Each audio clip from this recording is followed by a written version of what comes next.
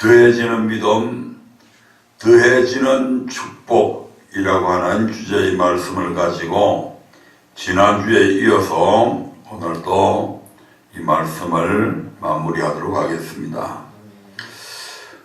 믿음이 더해져야 할 이유가 무엇인가? 그냥 믿음이 있으면 되지 믿음이 자꾸 더 플러스 되고 더 성장되어지고 더 커야 되고 그럴 이유가 어디에 있는가? 바로 믿음의 크기에 따라서 기도의 응답을 받는 것이 달라지기 때문입니다. 믿음이 큰 사람은 빨리빨리 응답받습니다. 또 더 큰 것도 구해서도 받습니다. 그러나 믿음이 적은 사람들은 믿음이 없는 사람들 아예 말할 것도 없고 믿음이 적은 사람들은 믿음이 적기 때문에 큰 것을 구할 수가 없죠. 그리고 믿음이 적은 사람들은 오랫동안 계속해서 구해야 됩니다.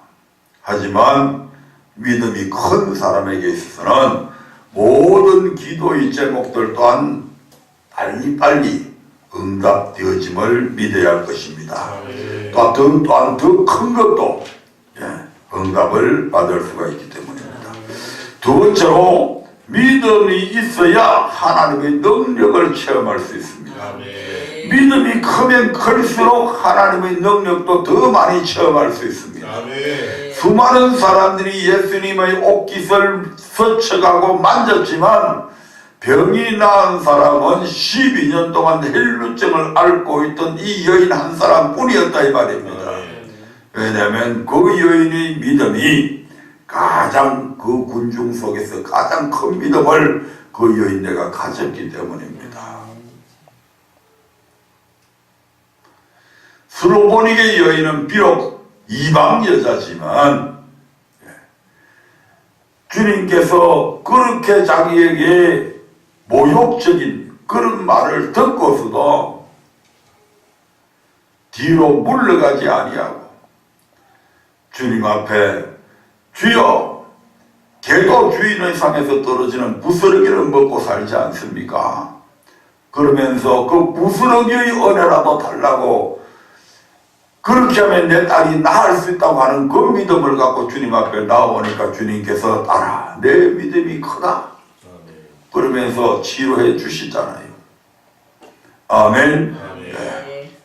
이처럼 믿음의 크기에 따라서 믿음이 없는 것은 말할 거 없고 그건 아예 응답할 생각도 말아야 되고 믿음이 크기에 따라서 하나님의 능력도 더 크게 체험을 할 수가 있습니다. 마지막으로 가장 중요한 것이죠. 우리가 더해지는 믿음이 있어야 될 가장 귀한 것 바로 이 믿음이 있어야 영혼의 구원을 받을 수 있습니다. 아멘. 믿음의 결국은 바로 영혼의 구원을 받느냐 받지 못하느냐에 있습니다. 아멘. 왜 예수 믿습니까? 예수 믿는 궁극적인 목적이 무엇입니까? 이 땅에서 잘 먹고 잘 사는 것입니까? 그렇지 않으면 안 믿는 사람 중에서도 잘 사는 사람은 얼마든지 있잖아요. 우리의 믿음의 목표는 모든 믿음의 최종적인 종착지는 어디에 있나? 바로 영혼의 구원, 바로 천국에 들어가는 데 있습니다. 그리고 우리는 이 믿음이 있어야 여기에 도달할 수 있다 이 말입니다. 그래서 우리는 날마다 믿음이 더해져야 됩니다. 믿음이 머물러 있으면 그건 병든 믿음입니다. 믿음이 점점 사라져서 없어져 버리면 또 믿음이 있어도 행하지 못하면 그 믿음은 죽은 믿음입니다. 아멘. 네. 그래서 두 번째 우리가 오늘 드려야 될 말씀은 그러면 어떻게 할 때 우리의 믿음이 더해질 수 있는가? 다시 얘기하면 어떻게 할 때 우리의 믿음이 자라는가 이 말입니다.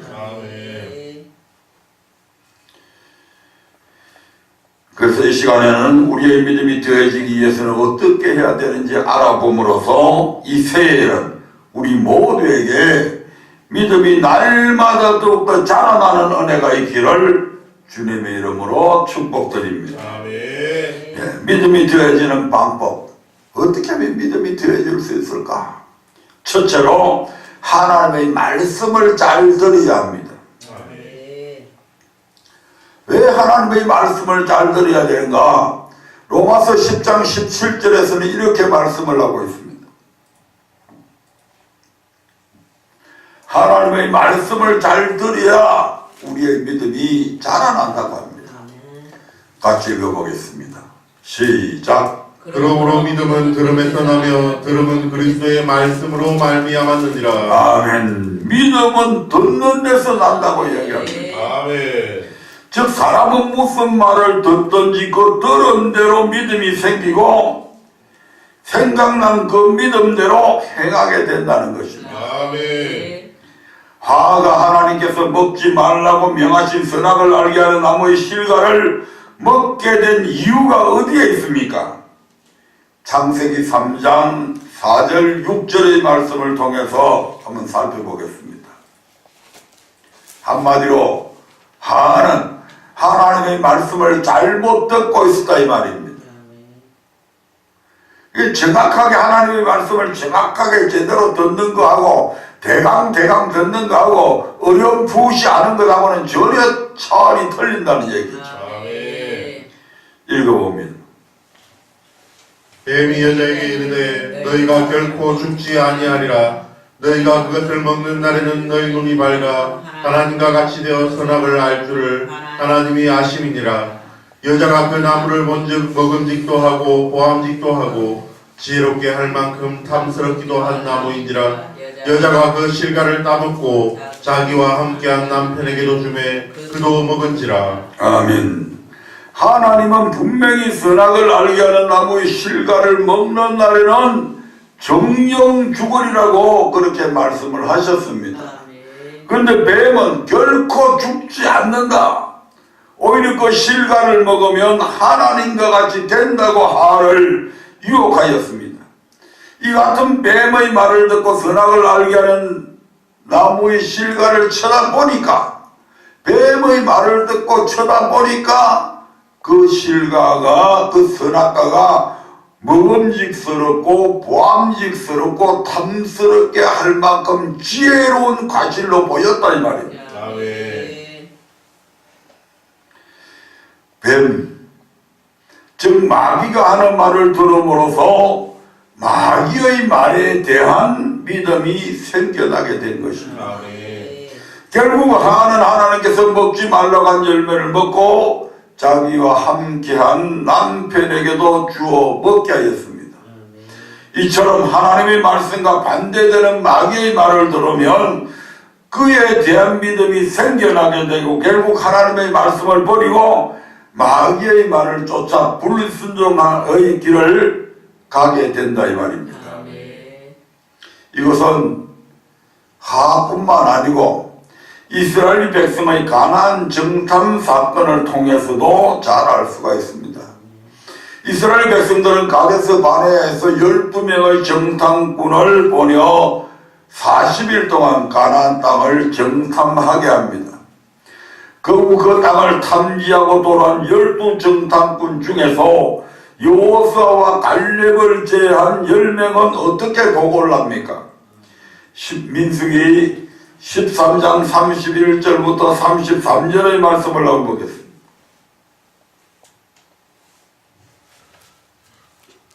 그와 함께 올라갔던 사람들은 가로되 우리는 능히 올라가서 그 백성을 치지 못하리라. 그들은 우리보다 강하니라 하고 이스라엘 자손 앞에서 그 탐지한 땅을 악평하여 가로되 우리가 두루 다니며 탐지한 땅은 그 거미를 삼키는 땅이요 거기서 본 모든 백성은 신장이 장대한 자들이며 거기서 또 네피림 후손 아낙 자손 대장부들을 보았나니 우리는 스스로 보기에도 메뚜기 같으니 그들의 보기에도 그와 같았을 것이니라. 아멘. 이 열 정탐꾼의 보고는 무엇입니까? 그곳에 있는 모든 백성들은 신장이 장대하고 거기에는 또 네피림 후손 아낙 자손 대장부들도 있으니 우리는 스스로 보기에도 메뚜기 같다고 하면서 도저히 그 땅을 정복할 수 없다고 가나안 땅을 악평했습니다. 하나님의 말씀은 뭡니까? 들어가서 차지해라. 아멘. 아멘. 아멘. 근데 이들은 지금 보고 와서 그 상황을 보고 완전히 주눅이 들어버린 겁니다. 그들의 심장, 그들의 큰 덩치, 힘센 모습들, 그것을 보고 질려버린 거죠. 여태껏 애굽이라고 하는 그 막강한 군대를 홍해 바다에 수장시켜버리고 그들에게 여러 가지 기적의 사건들을 하나님께서는 보여주셨습니다. 그들이 연약함에도 불구하고 창과 칼도 없었음에도 불구하고 아말렉과의 전투에서 승리케 하신 분도 우리 하나님이십니다. 양식이 없는 그 광야에서 하늘에서 만나를 내게서 먹이시고 고기를 먹고 싶을 때 메추라기 고기를 내리시고 목마를 때에 물을 반석에서 깨뜨려서 먹이게 하신 분도 우리 하나님이십니다. 그들이 뭐 지혜가 있고 그들이 무슨 능력이 있어서 그렇게 한 게 아니다 이 말입니다. 그러면 애굽의 군대를 쳐부신 우리 하나님이 그것도 단순해. 가나안 족속들이 아무리 덩치가 좋고 힘이 있다고 한들 그 하나님께 이기겠냐 이 말입니다.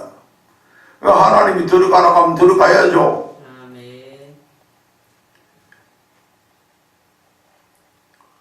즉 하나님의 말씀보다는 자신들의 생각이 앞선 거죠. 아멘. 하나님의 판단보다는 말씀보다는 자신들의 판단이 먼저 앞선 거죠 지금. 누가 이런 생각을 하게 합니까? 그 뒤에 배후에는 늘 마귀가 있습니다. 아멘. 그러나 이런 열정탐꾼의 부정적인 보고와는 달리 여호수아와 갈렙은 어떻게 보고합니까? 14장 6절부터 9절의 말씀을 한번 보겠습니다. 그 땅을 탐 눈의 아들 여호수아와 여분의 아들 갈렙이 그 옷을 찢고 이스라엘 자손의 온 회중에 일러 가로되 우리가 두루 다니며 탐지한 땅은 심히 아름다운 땅이라 여호와께서 우리를 기뻐하시면 우리를 그 땅으로 인도하여 들이시고 그 땅을 우리에게 주시리라. 이는 가연적과 꿀이 흐르는 땅이니라. 오직 여호와를 거역하지 말라. 또 그 땅 백성을 두려워하지 말라. 그들은 우리 밥이라. 그들의 보호자는 그들에게서 떠났고 여호와는 우리와 함께 하시느니라. 그들을 두려워 말라 하나. 아멘. 이처럼 여호수아와 갈렙은 그들은 우리의 밥이다. 그들의 보호자는 그들에게서 떠났고 여호와는 우리와 함께 하시니 그들을 두려워하지 말라고 말합니다. 여호와가 우리와 함께 하신다. 아멘. 그 여호와가 어떤 분이십니까?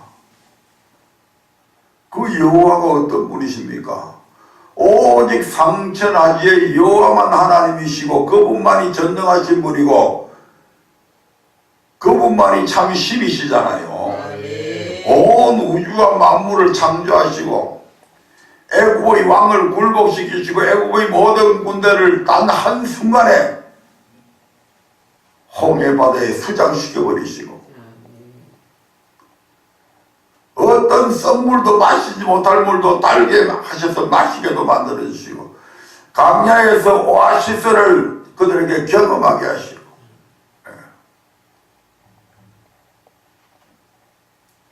전지전능하신 하나님이 여호와 하나님인데 그 하나님이 지금 함께 하시고 그 하나님이 함께 하시면서 올라가서 차지해라고 명령하셨고 그러니까 그 하나님이 함께 하시기 때문에 그들은 우리의 뭐다? 밥일 수밖에 없는 거고 아멘. 우리의 먹이다. 그들이 아무리 덩치 큰 거 상관없어.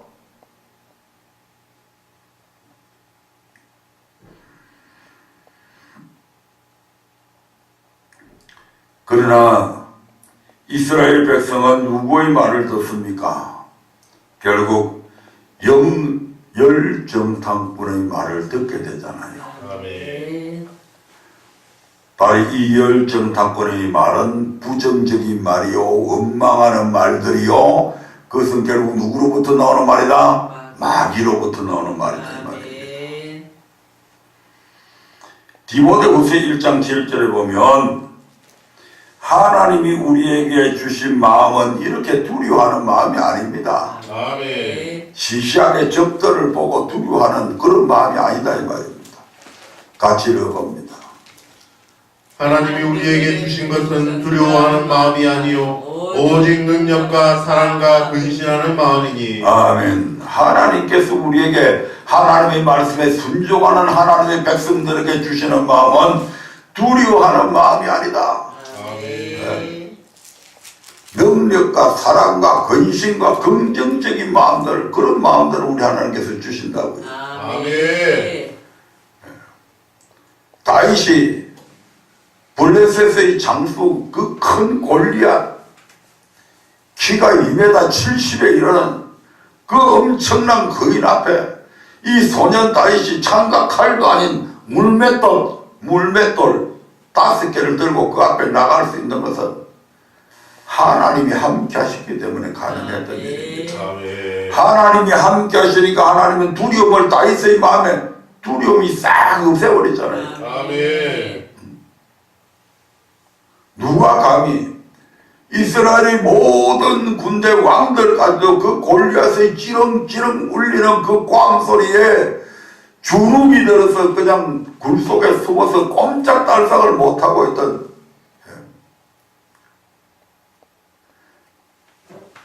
다윗의 형들, 야 이 새끼야, 조그마한 놈이 어디 와서 시금방경 소리 하냐고, 네가 여기 뭐하러 왔냐고, 여기가 지금 어딘 줄 아냐고, 여기가 전쟁터야 지금, 빨리 돌아가. 급급쟁이 행님들. 그런데 다윗은 어떻습니까? 전혀 두려움이 없잖아요. 내가 가서 하나님의 이름을 모독하는 저 개같은 놈을 내가 가만 안 두겠다고.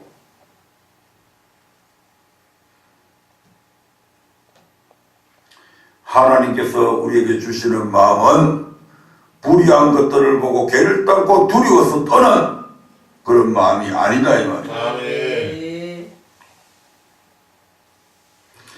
그들이 만일 여호수아와 갈렙의 이러한 긍정적인 보고에 귀를 기울였다면 그에 대한 믿음이 생겨났을 것입니다. 그러나 안타깝게도 그들은 이미 부정적인 보고를 한 열정탐꾼의 말에 귀를 기울였고 그를 통해서 부정적인 믿음을 이미 가지고 있었다 이 말입니다. 그 결과 그들을 어떻게 합니까? 14장 1절부터 4절의 말씀을 봅니다.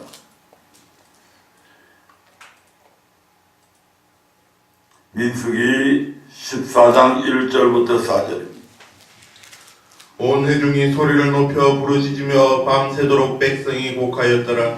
이스라엘 자손이 다 모세와 아론을 원망하며 온 회중이 그들에게 이르되 우리가 애굽 땅에서 죽었거나 이 강야에서 죽었다면 좋았을 것을 어찌하여 여호와가 우리를 그 땅으로 인도하여 칼에 망하게 하려 하는고 우리 처자가 사로잡히리니 애굽으로 돌아가는 것이 낫지 아니하랴. 이에 서로 말하되 우리가 한 장관을 세우고 애굽으로 돌아가자 하매. 아멘. 온 회중이 소리 높여 밤새도록 울고 모세와 아론을 원망하고 한 장관을 세우고 다시 애굽으로 돌아가자. 예수 믿다가 어려움 온다고 해서 다시 예수 안 믿고 세상으로 돌아가자. 똑같은 소리잖아요. 이 일에 대해 하나님은 뭐라고 말씀하십니까? 그들이 나를 멸시하며 나를 믿지 아니했다고 진노하시게 됩니다. 아멘. 하나님을 믿지 않았고 상황을 믿었다 이 말입니다. 하나님을 믿지 않고 사람의 말을 믿었다 이 말입니다. 하나님의 말씀을 믿지 아니하고 마귀의 충동질에 의해서 마귀의 말을 믿었다 이 말입니다. 그러자 하나님께서 원망한 자 전부 곧 여호수아와 갈렙을 제한 20세 이상 되는 모든 자들은 가나안 땅으로 인도해 드리지 않으시고 광야에서 유리하다가 죽게 만드십니다. 아멘. 2년 만에 도착을 했는데 2년 만에 가나안 땅에 들어갈 수 있는 곳까지 하나님께서 인도하셨는데 이 사건을 통해서 38년 동안 광야에서 헤매게 만들고 이를 통해서 여기에서 원망했던 사람들, 불평했던 사람들, 애굽으로 돌아가자 했던 사람들 20세 이상 미성년자는 놔두고 성년이 된 20세 이상 된 사람들 모든 사람들은 여호수아와 갈렙을 제하고는 전부 다 가나안 땅에 못 들어가고 죽게 만들었다 이 말입니다. 이처럼 누구의 말을 듣느냐는 것은 굉장히 중요합니다. 하나님의 말씀과 반대되는 마귀의 말, 부정적이고 원망하는 말을 들으면 그에 따른 믿음이 생겨나서 덩달아서 원망하게 되고 덩달아서 불순종하게 된다 이 말입니다. 그러므로 믿음이 되어지려면 하나님의 말씀에서 벗어나 우리를 미혹시키려는 말, 하나님에 대한 우리의 믿음을 방해하는 부정적이고 원망하는 말은 절대로 들어서도 안 되고 오직 하나님의 말씀만 들어야 된다 이 말입니다. 부부 사이에 뭘 일을 하다가 어려운 일을 만나가지고 아내가 원망하는 말을 하면 남편이 원망하는 말을 하면 같이 덩달아서 원망하고 불평하면 둘 다 죽는다 이 말입니다. 하지만 그것을 근거해서 그렇게 하면 안 되잖아요. 하나님의 말씀에 이렇게 돼 있잖아요. 근데 방금 원망했잖아요. 그렇게 해서 다시 돌이키게 하면 둘 다 삽니다.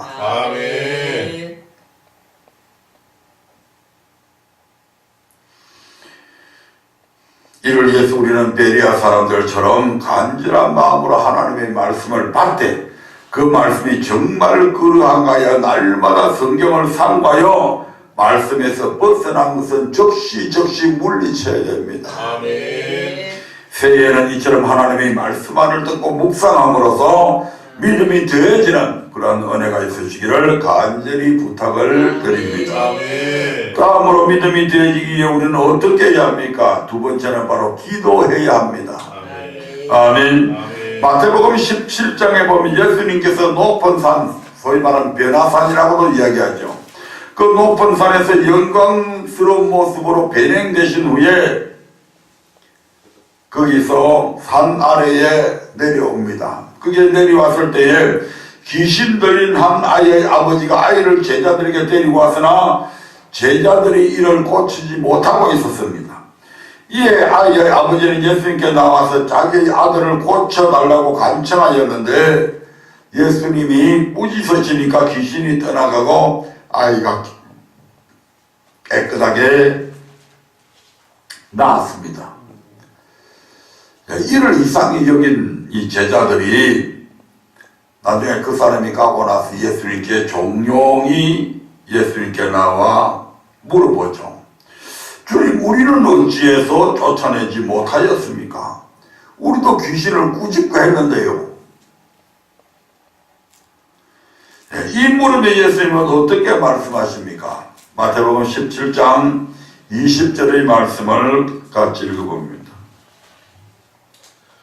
가라사대 너희 믿음이 적은 영혼이라 진실로 너희에게 이르노니 너희가 만일 믿음이 한 겨자씨만큼만 있으면 이 산을 명하여 여기서 저기로 옮기라 하여도 옮길 것이요 또 너희가 못할 것이 없으리라. 아멘. 예수님은 귀신 들린 이 아이에게 이 아이를 귀신을 쫓아내서 고쳤는데 제자들이 고치지 못한 이유가 뭡니까? 너희 믿음이 적은 영보다. 믿음이 적었기 때문에 결국 이 아이 속에 있던 귀신을 쫓아내지 못했다 이 말입니다. 그런데 똑같은 사건을 기록한 마가복음에서는 예수님께서 어떻게 대답한 것을 기록했냐면 마가복음 9장 29절에 보면 이렇게 기록을 해놨습니다. 이르시되 기도 외에 다른 것으로는 이런 유가 나갈 수 없느니라 하시니라. 아멘.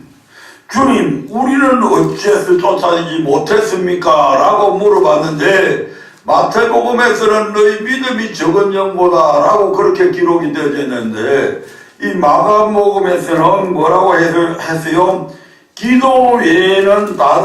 기도 외에 다른 것으로는 이런 유행의 일이 일어날 수 없다 이 말입니다. 아멘.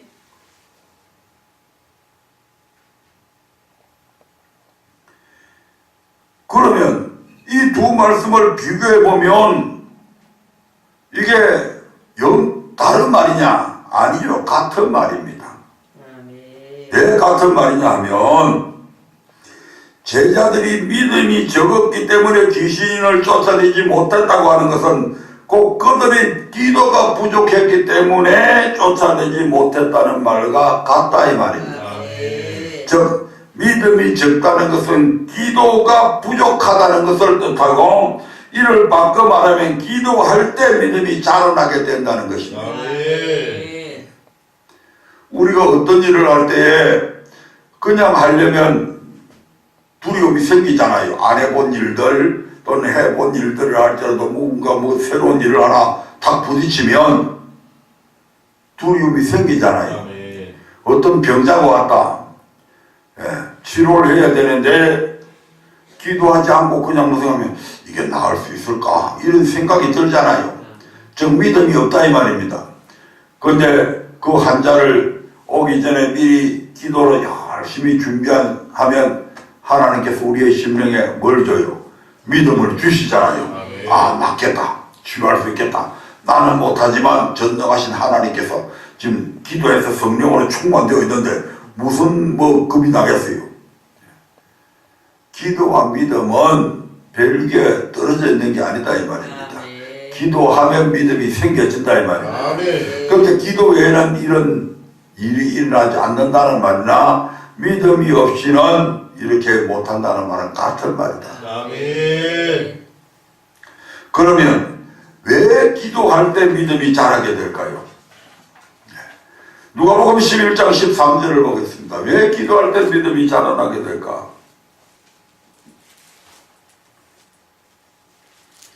누가복음 11장 13절의 말씀을 봅니다. 너희가 악할지라도 좋은 것을 자식에게 줄 줄 알거든 하물며 너희 천부께서 구하는 자에게 성령을 주시지 않겠느냐 하시니라. 아멘. 예수님은 제자들에게 기도하라, 기도에 대한 교훈을 하시면서 구하는 자에게 하나님께서 성령을 주실 것이라고 말씀을 합니다. 성령은 어떤 분입니까? 요한복음 16장 13절에 보면 성령을 가리켜서 이렇게 말씀합니다. 예수님께서 친히 성령이 어떤 분이신가를 말씀해 주시죠. 그러하나 진리의 성령이 오시면 그가 너희를 모든 진리 가운데로 인도하시리니. 딴 사람은 안 따라 읽어요. 다시 시작. 그러하나 진리의 성령이 오시면 그가 너희를 모든 진리 가운데로 인도하시리니 그가 자의로 말하지 않고 오직 듣는 것을 말하시며 장래 일을 너희에게 알리시리라. 아멘. 성령은 무슨 영이다? 진리의 영이다. 그 진리의 성령이 오시면 우리를 어디로 인도한다? 진리 가운데로 인도하신다고 말씀합니다. 진리는 뭡니까? 하나님의 말씀이죠. 성령을 받고 성령으로 충만하면 성령께서 우리로 말씀을 깨달아 믿게 하시고 지키게 하신다는 것입니다. 따라서 우리가 기도함으로 성령을 받고 성령으로 충만하면 그 성령께서 우리로 말씀을 깨닫게 하고 지킬 수 있게 하심으로 우리에게 뭐가 생긴다 이 말입니까? 믿음이 더하여진다 이 말입니다. 결국 기도할 때 우리의 믿음이 그래서 더하여진다는 것입니다. 예수님께서 잡히시기 전 제자들은 한결같이 주를 부인하지 않겠다고 하였으며 베드로 역시 다른 사람들은 다 주를 부인할지라도 자기는 절대로 부인하지 않겠다고 맹세까지 했습니다. 그러나 예수님께서 붙잡히시자 제자들은 한 사람도 빠짐없이 전부 다 주랭랑 다쳤고 도망갔고 그렇게 맹세했던 베드로조차도 예수님을 3번이나 부인하게 됩니다. 즉 사람의 의지나 힘으로는 환난과 고난에 대해 믿음을 지킬 수 있다 없다? 못 지킨다 이 말입니다. 하지만 오순절날 성령으로 충만함을 입었을 때 그들은 더 이상 숨어있지 않고 담대하게 사람들 앞에 나가서 복음을 전하게 됩니다. 또 간원과 장로와 서기관들이 사람들을 공회에 붙잡아 놓고 예수의 이름으로 말하지도 말고 가르치지도 말라고 협박했을 때 베드로와 요한이 어떻게 대답합니까? 지금 베드로와 요한이 예수가 부활했다라고 하는 이 말씀 전한다께서 지금 공회, 산에 드린 공회라고 하는 것이 있습니다. 거기에 가면 대제사장을 비롯한 바리새인과 서기관들, 사두개인들, 그 다음에 많은 종교의 지도자들이 내놓으라고 하는 사람들이 딱 들어차가 있는 그런 자리입니다. 그 자리에 지금 잡혀가가지고 베드로 요한 보고 다시는 예수가 부활했다고 하는 이따위 소리 하지 마. 그렇게 두 번 다시 그렇게 말하면 가만두지 않을 거야. 지금 안전뱅이 하나가 지금 베드로와 요한이 근가 음원되게 거냐 내가 나사렛 예수님으로 내가 명하노니 일어나 걸어라 해서 뛰고 막 걷고 하니까 수천 명이 지금 예수를 믿게 되죠. 유대교에서 기독교로 개종을 했다 이 말입니다. 수만 명, 3천 명인가 하루아침에. 지금 그 사실이 쫙 알려져 있으니까 베드로 요한을 감히 사형을 못 시키고 사형시킨다 그러면 당장 밀란이 일어날 테니까 그렇게는 못하고 지금 협박을 하는 겁니다. 그때 베드로 요한이 지금 뭐라고 이야기했냐면 4장 19절 20절에 보면 이렇게 이야기합니다. 사도행전 4장 19절 20절입니다.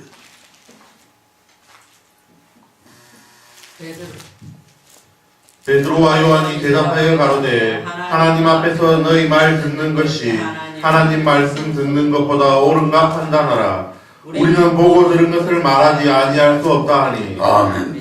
우리는 보고 들은 것을 말하지 아니할 수 없다. 이는 어떤 일이 있어도 우리는 예수님을 증거하겠다는 말입니다. 아멘. 두려움에 떨며 비천한 계집종 앞에서조차 예수님을 부인했던 그들에게 어떻게 이처럼 담대한 믿음이 생겨나게 되었을까? 바로 성령으로 충만하였을 때 성령께서 그들에게 죽음도 두려워하지 않는 믿음을 주신 것이다 이 말입니다.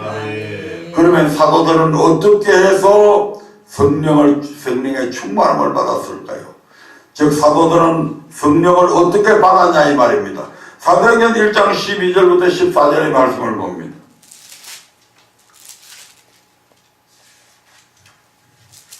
제자들이 감난원이라 하는 산으로부터 예루살렘에 돌아오니 이 산은 예루살렘에서 가까워 안식일에 가기 알맞은 길이라. 들어가 저희 요한은 다락에 올라가니 베드로, 요한, 야고보, 안드레와 빌립, 도마와 바둘로메, 마테와 및 알페오의 아들 야고보, 셀로신 시몬, 야고보의 아들 유다가 다 거기 있어 여자들과 예수의 모친 마리아와 예수의 아우들로 더불어 마음을 같이하여 전혀 기도에 힘쓰니라. 아멘. 감람문이라 하는 곳에서 예수님께서 감람산에서 성천을 하시게 되죠. 그때 그 성천하는 장면을 본 사람들이 막 얼마나 됐어요? 500여 명이 됐죠. 그 예수님께서 성천하시기 전에 너희는 예루살렘을 떠나지 말고 아버지께서 약속하신 것을 기다리라. 너희가 맨날이 못되어 성령으로 세례를 받으려고 말씀하시고 예수님은 성천하시게 됩니다. 그리고 여기 지금 모인 사람들은 한 몇 명? 120명 정도가 모였으니까 380명 정도는 돌아갔다 이 말입니다. 이 120명의 예수님의 제자들과 그 지인들, 이들이 이제 거기에서 기도했는데 무엇에 전념했다고요? 전혀 기도에 힘썼다. 마음을 같이해서 전혀 기도에 힘썼다. 그래서 우리 교회의 표를 금년에도 다시 기도에 전혀 힘쓰는 교회 만들어 보자 이 말입니다. 그렇게 하면 뭘 받는다고요? 성령의 충만함을 반드시 받게 되어 있습니다.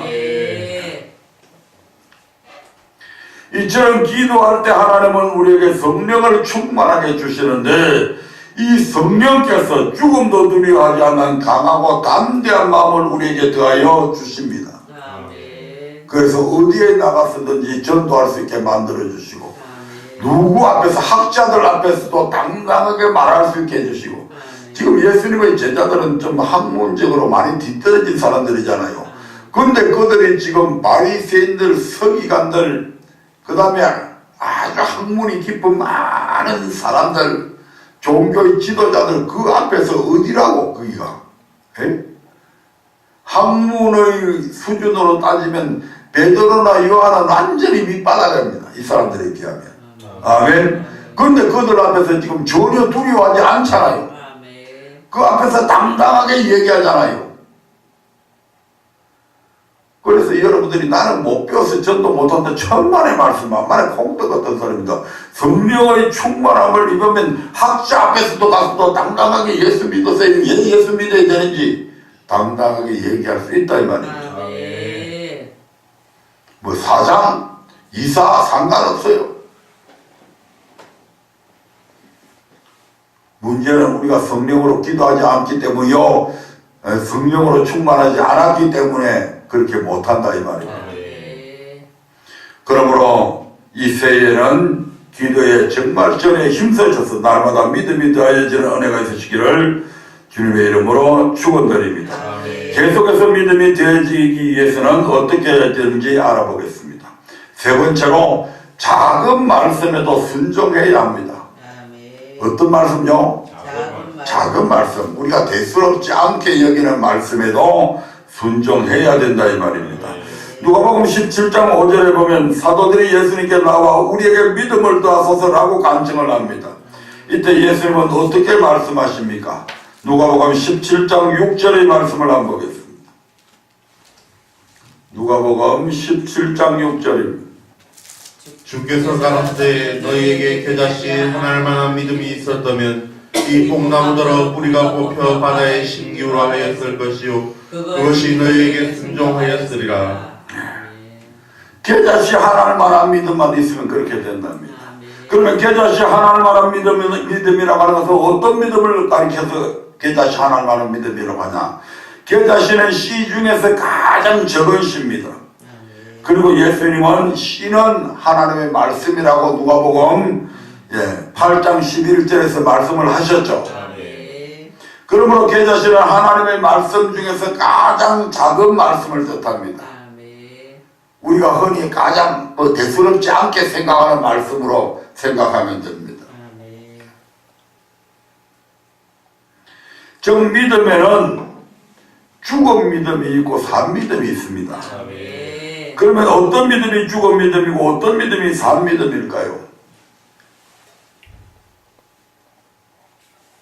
야고보서 2장 14절부터 17절의 말씀을 한번 보겠습니다.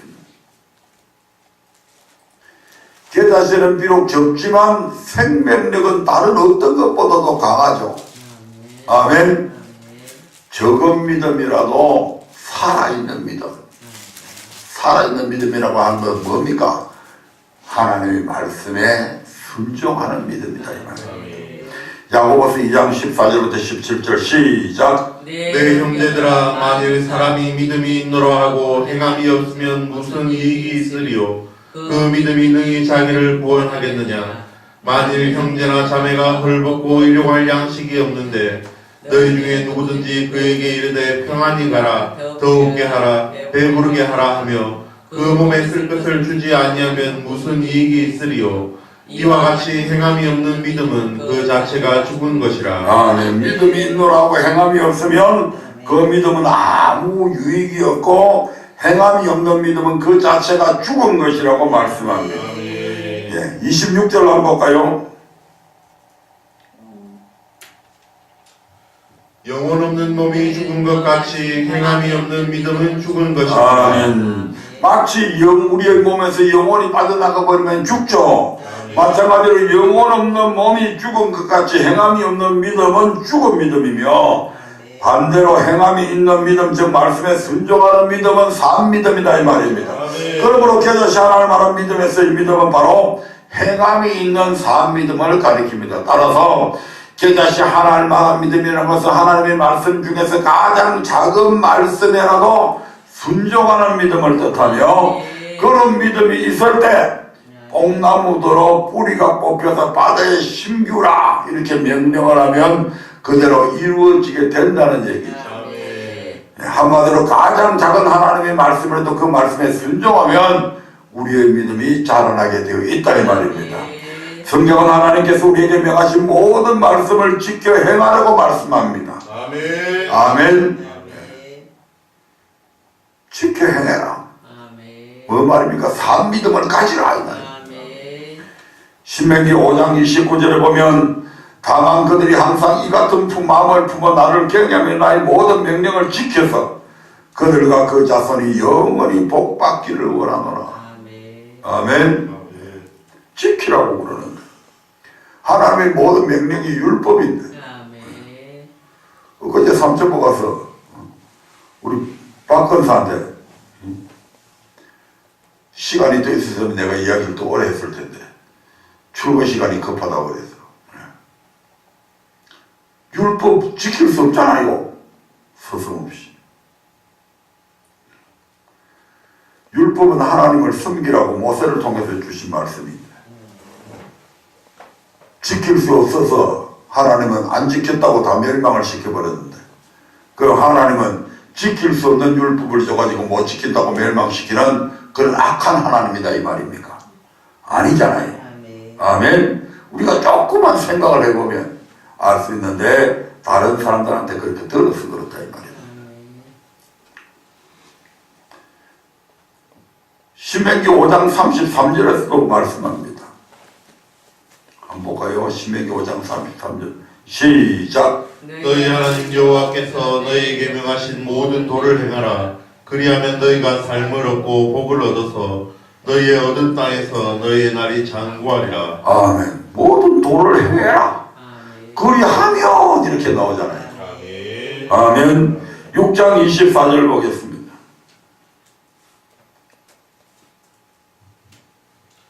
여호와께서 우리에게 이 모든 규례를 지키라 명하셨으니 이는 이는 우리로 우리 하나님 여호와를 경외하여 항상 복을 누리게 하기 위함이라. 아멘. 아멘. 이 모든 규례를 지키라 명하셨다. 아멘. 근데 그 명하신 것이 괴롭히기 위해서 그런 것이 아니고 우리에게 뭐 주시기 위해서 항상 복을 누리게 하기 위해서 그렇게 한다. 아멘. 아멘. 그런데 많은 사람들이 세상 이야기를 하면 잘 알아들어요. 아니 노력도 공부도 안 하는 녀석이 좋은 대학 가기를 바란다고 아니 아무개 집 애는 맨날 그냥 글도 제대로 모르는 놈이 지금 서울대학 간다고 난리래. 그럼 그 녀석이 정신 나간 놈이지 그게. 아니 그건 얘기하잖아요. 아멘. 그런 건 자기들끼리 다 알고 있고 얘기하면서 왜 하나님의 말씀은 안 해내도 복을 받을 수 있다라고 왜 그렇게 생각하냐고.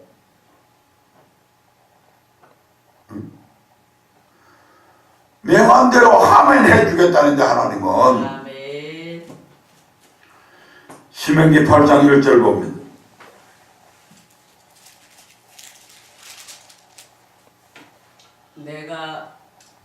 내가 오늘날 명하는 모든 명령을 너희는 지켜 행하라. 그리하면 너희가 살고 번성하고. 아멘. 명하는 모든 명령을 너희는 지켜 행하라. 그리하면 네가 살고 또 그냥 사는 게 아니고 번성하게 되고 또 가나안 땅까지 천국까지 가게 된다. 아멘. 아멘. 하나님께서 명하신 명령은 일부만 지키는 것이 아니라 모든 명령을 지켜 행하라고 성경은 우리에게 교훈하고 있습니다. 이는 신약 성경에서도 마찬가지입니다. 예수님은 율법을 폐하려 온 것이 아니고 뭐하러 오셨다? 완전케 하려 오셨다. 아멘. 마태복음 5장 17절의 말씀이죠.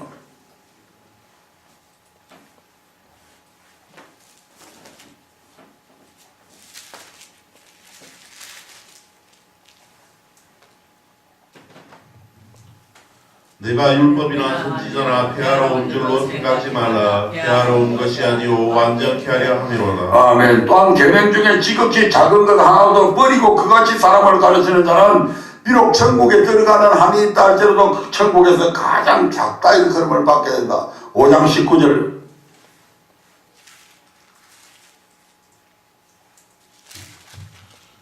그러므로 누구든지 이 계명 중에 지극히 작은 것 하나라도 버리고 또 그같이 사람을 가르치는 자는 천국에서 지극히 작다 일컬음을 받을 것이요 누구든지 이를 행하며 가르치는 자는 천국에서 크다 일컬음을 받을 아멘. 예, 이 말씀은 하나님의 말씀은 어느 것 하나도 버려서는 안 된다는 것입니다. 또한 예수님은 성천하시면서도 이렇게 말씀하십니다. 마태복음 28장 20절이죠.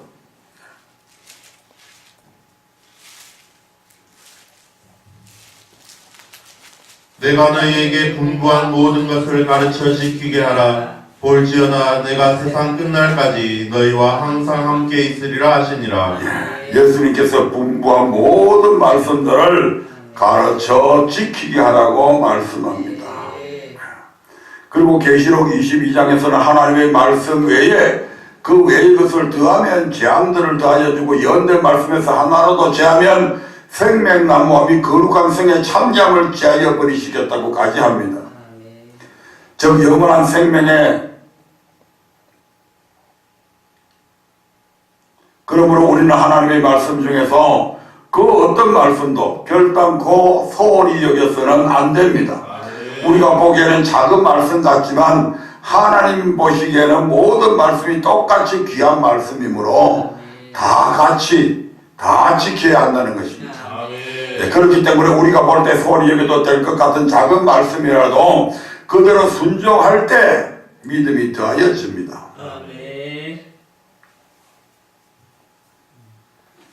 믿음은 반드시 증거가 나타나시게 되어 있죠.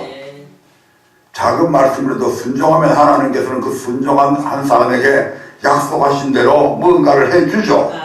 그게 경험이 되어지죠. 아, 이렇게 하니까 되네. 그럼 그 사람은 또 다음에 또 그렇게 하겠죠. 그래서 작은 말씀에서 하나하나 순종하다 보면 큰 믿음의 사람이 된다 이 말입니다.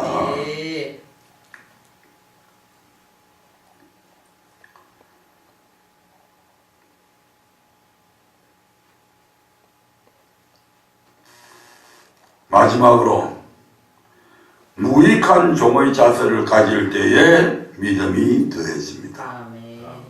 어떤 자세요? 무익한 종의 자세. 누가복음 17장에서 믿음을 다하여 달라는 제자들의 요청에 다시 비유에 이어서 무익한 종의 비유를 통해 믿음이 더해지는 방법을 설명해 주셨습니다. 누가복음 17장 7절부터 9절의 말씀을 봅니다.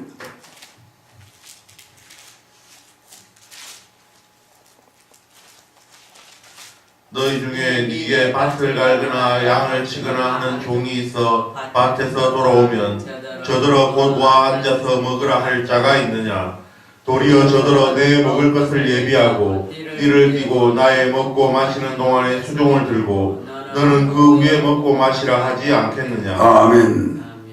참 인정 없는 주인처럼 보이지만 이것이 종과 주인의 관계입니다.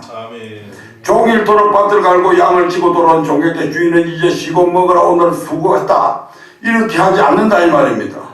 오히려 내 먹을 것을 예비하고 띠를 띠고 나이 먹고 마시는 동안에 수종 들고 너는 그 위에 먹고 마시라 할 것이다.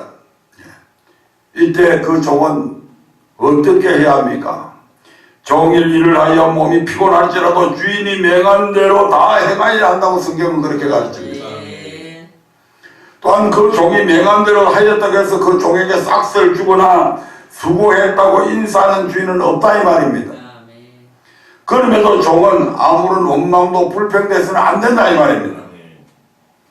이 말씀을 하신 후에 예수님은 제자들에게 다음과 같이 말씀합니다. 10절 봅니다. 이와 같이 너희도 명령받은 것을 행한 후에 이르기를 우리는 무익한 종이라 우리의 하여야 할 것을 한 것뿐이라 할지니라. 아멘. 결국 우리의 믿음은 어떻게 할 때 더하여진다는 것입니까? 이 비유에서 말하듯이 종일 수고해도 주인이 살해하지 않아도 원망 불평하지 않고 종으로서 마땅히 할 일을 했을 뿐이라는 고백을 해야 한다는 것입니다. 그리할 때 우리에게 믿음이 더하여진다는 것입니다. 종은 주인이 시키는 일이라면 좋든 싫든 무엇이든지 다 해야 합니다. 또한 주인으로부터 사례를 바래서도 안 됩니다. 왜냐하면 종은 종으로서 마땅히 그렇게 해야 하기 때문입니다. 즉 종으로서 당연히 해야 할 일을 했을 뿐이기 때문에 어떤 사례도 칭찬도 기대해서는 안 된다는 것입니다. 이것이 바로 무익한 종의 자세입니다. 우리도 이러한 무익한 종의 자세를 가질 때 교회 종이나 교회 안에 교회에서 어떤 일을 시켜도 다 행할 수 있고 많은 일을 했음에도 불구하고 어느 누가 인정해 주지 않으며 살해하지 않아도 원망불평이 생기지 않고 마땅히 해야 할 일을 한 것뿐이라는 고백을 할 수 있다 이 말입니다. 아멘. 하나님은 바로 이런 자에게 믿음을 더하여 주시겠다는 것입니다. 아멘. 그러므로 교회 안에서 열심히 봉사해서 누가 알아주지 않는다고 해서 그것 때문에 원망불평하지 마라 이 말입니다. 아멘. 요즘에는 큰 교회들에 가면 뭐 거의 다 봉사료를 다 줍니다. 차량 운전을 해도 그렇고 성가대에 앉아서 찬양을 해도 그렇고 뭐 지휘자들에게는 뭐 말할 것도 없고 근데 안 받는 게 좋다 이 말입니다. 아멘. 아멘. 마땅히 할 일을 했을 뿐입니다 라고 하는 그런 자세를 가진 사람들에게 하나님은 믿음을 더해 주십니다. 아멘. 내가 일했는데 교회에서 뭐 아무것도 해주도 안 하고 그런 사람들은 자꾸 믿음이 떨어지죠.